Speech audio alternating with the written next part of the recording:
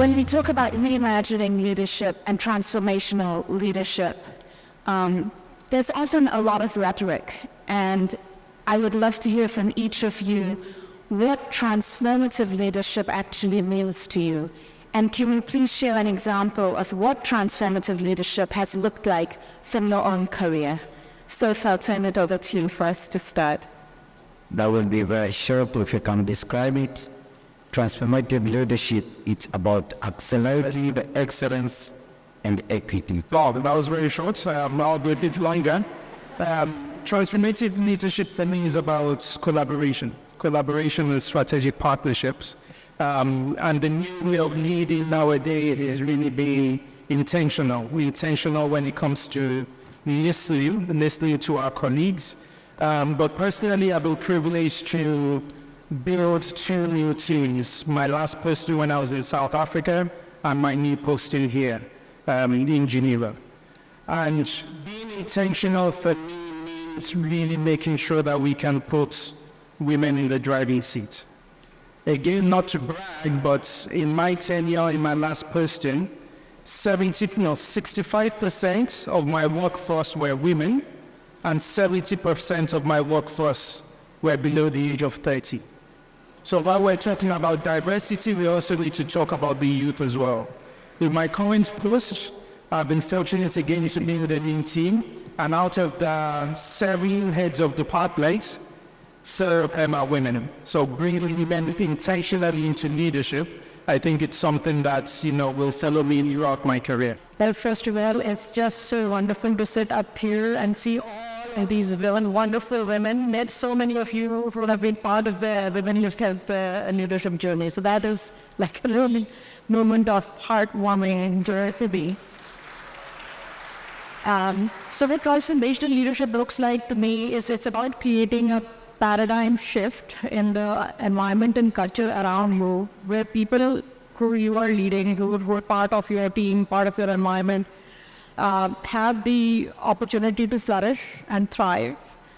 They have, you can create mission alignment, you can create a high trust culture, and this then results in a collective of people working together, driven by passion, to deliver on the shared mission that people have.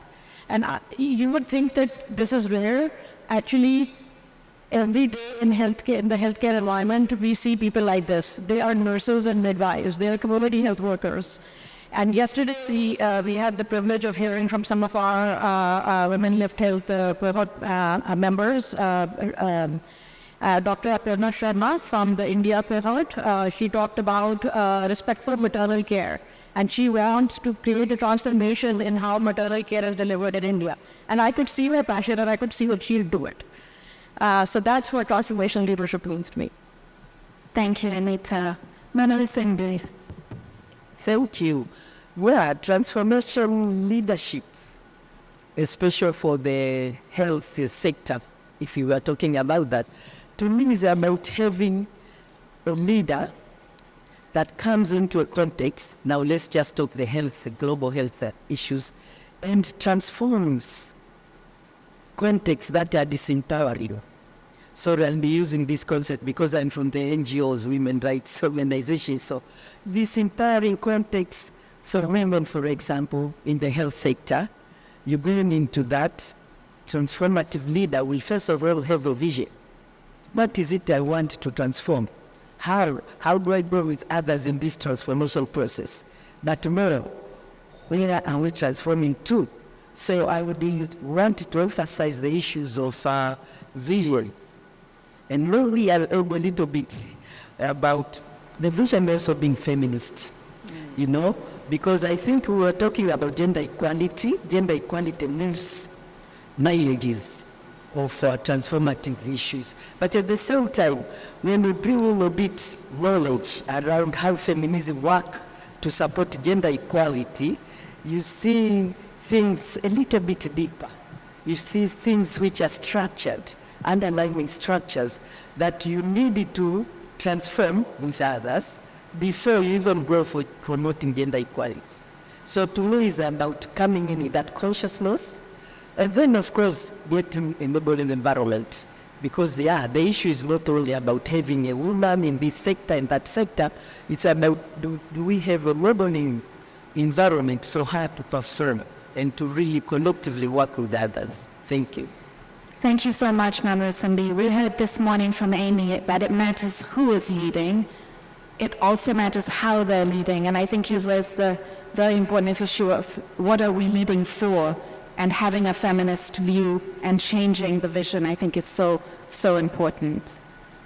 Saif, you bring a rich background both as a research scientist and now a policymaker. Could you share with us, are there any particular leadership qualities that you think are helpful in both fields? I just want to emphasize a little bit a very short definition of the transformative leadership, why I said only 2 words. As we have heard my colleagues, everybody talks about transforming. So for me, I say 2 words: to accelerate the excellence and the equity. So whatever you want to transform, you have to transform it in excellence. And when you transform in excellence, you have to observe the equity. So that's why that is a very short definition of transformative leadership. It was short, but 2 very big words that have very big meanings behind them. Yeah, okay, thank you. So you asked me about my background and what are the qualities of the leadership. I think positive leadership are many, but for me, 5 qualities are very important, and they have been very helpful in all positions that I have held. One of it is about the strategic thinking. As a leader, we have to be strategic thinking. Strategic thinking in a bigger picture, and translate the bigger picture into a vision and making it into reality. So we have to be thinking strategically as a leader. But the second one is confidence. You have to make confidence in yourself, but also you have to be confident in other people. If you have a confidence in yourself, remember, any change you wanted to make in any organization or institution, it starts with the leader mindset. So if you yourself, you have a trust in yourself, that is very helpful. The other thing is about trust. Trust is about delegating. You cannot do everything. You have to delegate, you have to trust the team you're working. People working with them, delegate some of the work and let them do. Because whenever you want to be in the office, so other people will attend the issues that you are attending. And that means that it's not one-man show, but rather it's a teamwork. And another issue is about listening. As a leader, be the last to speak. Do not call a meeting or whatever, and you start speaking from first minute up to the end. Give chance for people to speak. When they speak, you learn a lot from them, and then you speak the last. Because at the end, you can understand. You have to be able to understand about any subject that we have introduced. And the last thing is about empathy. As a leader, you have to have empathy.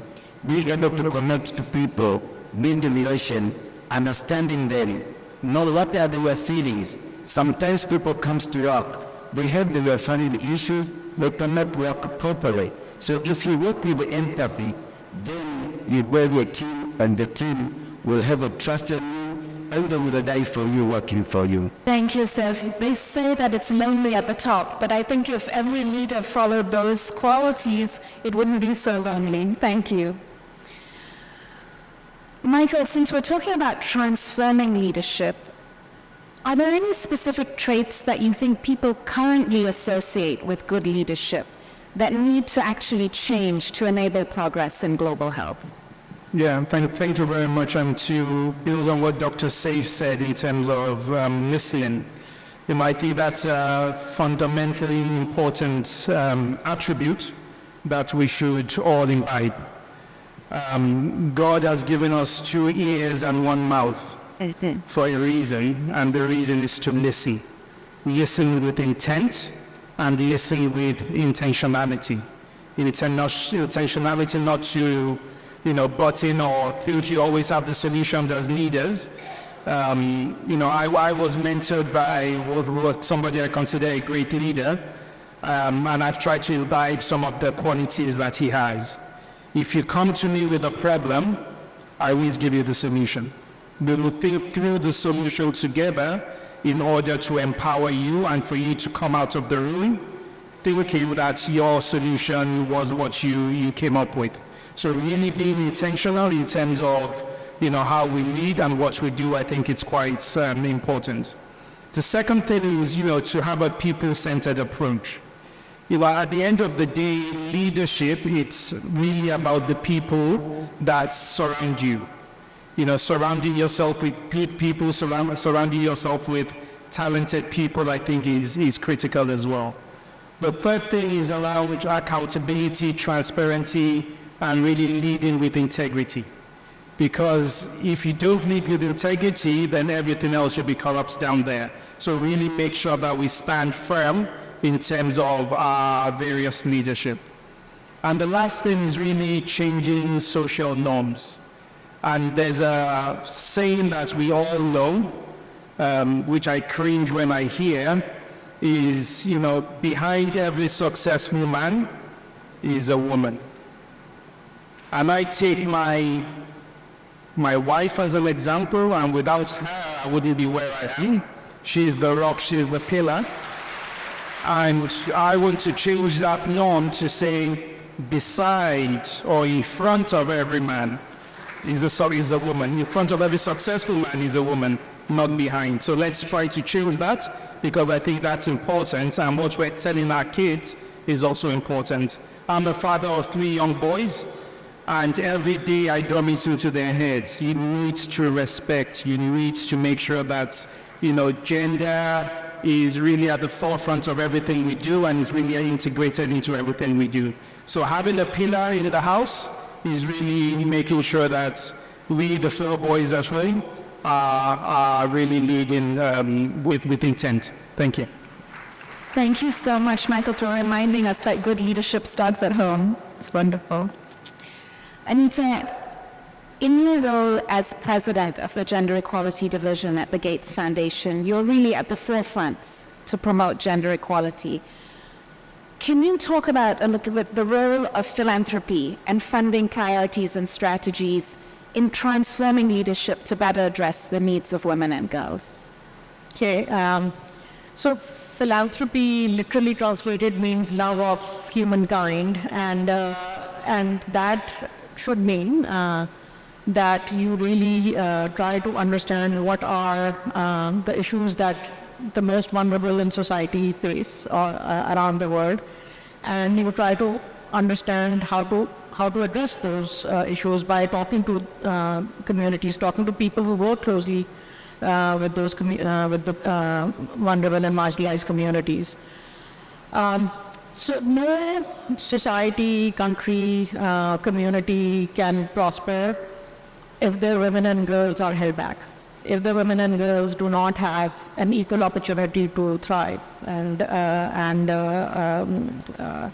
achieve their full potential in life.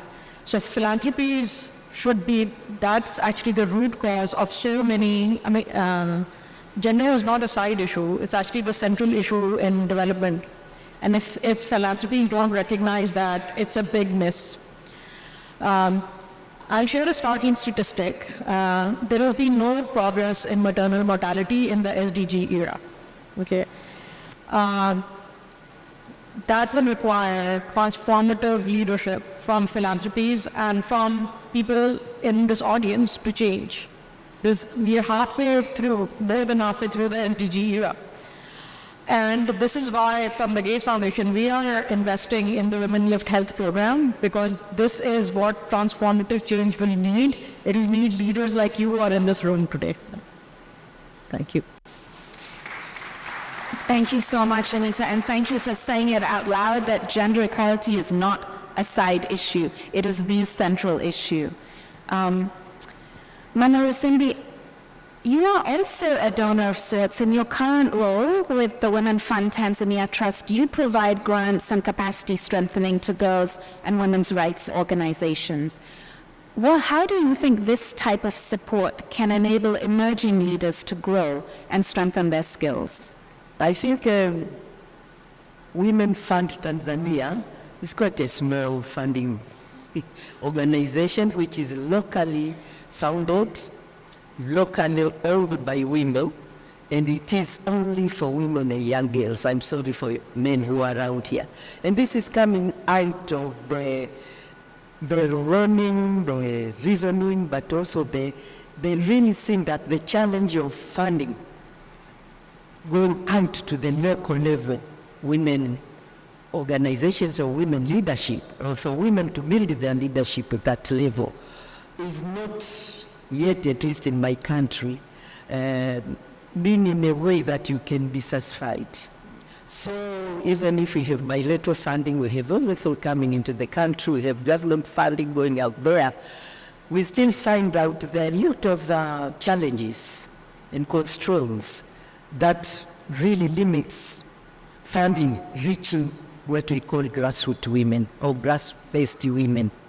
And these are like examples of not being able to write a proposal because they don't have the capacity. And you are not blaming them. It's because that capacity is not spread out to them, but also a lot of other issues. And I think this mechanism is very small, but it is coming to show a model that it can happen if we become deliberate, or the leadership becomes deliberate, to be able to organize and access funding and try to put up a grant mechanism that really defies the mainstream, if I can say so, the mainstream philanthropic funding. Because the fund does not ask for so many questions that the grassroots women who would be able to respond to. So it came out to bring that model. It came out to increase what the funding base is moving, making more funding base move to the grassroots women. And indeed, one of the things I've seen moving out the fund contributing is the growth of women leadership at the grassroots level. You know, through their small initiatives, through their NGOs, through their everything they are working on, there is also a lot of capacity strengthening towards their own leadership. And we see a lot of beautiful ideas coming from the grassroots. Some of them very original. You know, sometimes even us at the national level as NGOs, when we send out a proposal to a funder, it will always be the same. But you got very, very unique funding proposals from them. But they need a lot of support. And this is where I think my sister here, you talked about even the huge philanthropic organization transforming their ways of looking at the world, the young and very small organization can be supported to grow their own leadership and to also form a collective base where they can advocate for more access to health services and other things. The more we push our philanthropic processes into we demand this, the more we lose them out. Thank you so much. I love that the women on stage are talking about money and funding mechanisms, and the men were talking about relationships and how to create better dynamics at home. You know, Cindy, if I could stick with you for a minute and build on what you were saying, could you talk a little bit about the unique role of civil society groups in fostering transformative leadership and advancing gender equality? Thank you so much. I think we have several actors from the NGOs here, and maybe later on, if they get some time, they will also explain more. I think for civil society, women rights organizations are key in promoting, you know, not only health, I don't want to say global health and leadership, promoting leadership in our countries. And this comes because we are closer to the people, we hear more of what they are telling us, and we organize so that their voice can actually bring them the voices to the leadership, but also that they become leaders of their own processes, and they also have a capacity to be able I would want to use the word demand accountability from the bearers of our rights. So there is a whole investment going into supporting our own leadership, and then also supporting communities' leadership, so that they could be feminist, they could be aware of what is going on at the policy level, because sometimes we know challenges of information and others, but they also demand their rights. So we become like people who are supportive to the government leadership or other leaderships, but also demanding some accountability from the office bearers. So we have a huge role, and I think it's so important to understand that role and support it accordingly. Thank you so much. Anuta, we'll come back this way. Are there any particular leadership challenges that you have faced as you work to build the gender equality division at the foundation, and how did you overcome those? So some of these are unique as one advances in leadership. Your scope of responsibility, domain of work expands. And so if you're the kind of person who really enjoys being in the thick of things, who enjoys deep relationships, you have to start letting go a little bit on that, because it's not possible to do everything. You have to start prioritizing. And that actually probably is the hardest thing that I have to do, is because gender as a sector, gender equality as a sector is extremely underfunded. Okay, there is a lot of talk about gender equality, but very few people actually fund the sector in the way that it needs. So we have $1 trillion problems with millions of dollars to solve them, and so we've talk to women, talk to a lot of potential grantees, and they have such fantastic, awesome ideas. But there's not enough money to fund all of them. And so that saying no is what really hurts. That is really hard about setting up something new. I'm also, I've always been lucky this way, and certainly in setting up the division, having very good people who helped to set up the division. And I see somebody sitting right in front of me, Jackie Jones right there, who was my chief of staff, who's really done the hard work of setting up all of the processes and how we make grants and all of the different teams. And we have 9 different teams in the gender equality division. We have 150 people. It's probably one of the biggest funders in this space, probably the biggest funder. And I'm just very excited about what's to come, but with the caveat that there is just a lot more needed in the space. And that's the biggest challenge. Thank you, Anita. Yes, I think we will feel how much needs to get done, and sometimes feel a scarcity, but also are appreciative of the resources that are made available. I think there's more attention to gender equality now than we've seen before. So I'm getting some time signals. So I'm going to give you an opportunity to please share with everyone here one actionable takeaway, a piece of advice that you would like to share with our audience to embrace them, to inspire them to embrace new forms of leadership in their work. And Saif, I'll start with you, and then we'll go down the line. One piece of advice. One piece of advice. Please come over, I didn't get it clear. Sure. Could you share one piece of advice with our audience to inspire them to embrace new forms of leadership in their own work? Just be humble in the position you are, because you cannot make it without people. So just be humble. Yeah. One piece of advice I would say is action, and allow me to define what I mean by action. The A for me stands for we need to accelerate our action when we're talking about leadership and getting women up there. The C for me stands for commitment. What commitment are we all making? And allow me to openly make a commitment, and I know my colleague might find it difficult to maintain, but my commitment openly is that I will not sit on a panel that is not gender sensitive. The T stands for transformation. We need to transform our minds and the way we think. I, innovation, making sure that, we continue to be innovative, continue to challenge ourselves. The O for me stands for the opportunities that we need to see. Sometimes we don't see the opportunities ahead of us, but how do we make sure that we continue to see those opportunities? And the N is network. We need to continuously expand our network. So for me, action, action, action. Thank you. Michael, I feel like I should have ended with you. You could have wrapped us up perfectly. But Anita, please, one piece of advice for us all. Yeah, I'd say lead with humility and empathy, because we are where we are through the efforts of others, and so just keep that in mind. Nana Singh, please.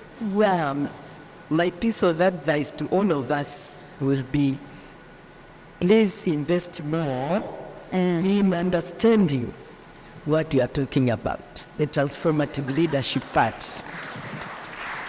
Because I'm scared it might turn out to become an abstract.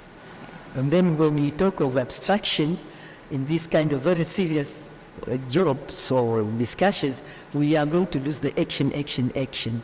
So please, and somehow, really, we need also to invest a bit more to understand the intersectionality of what we are all talking, and feminism. Sometimes people get scared, yeah, but I'm now very happy to see that some governments are already declaring I'm a feminist government.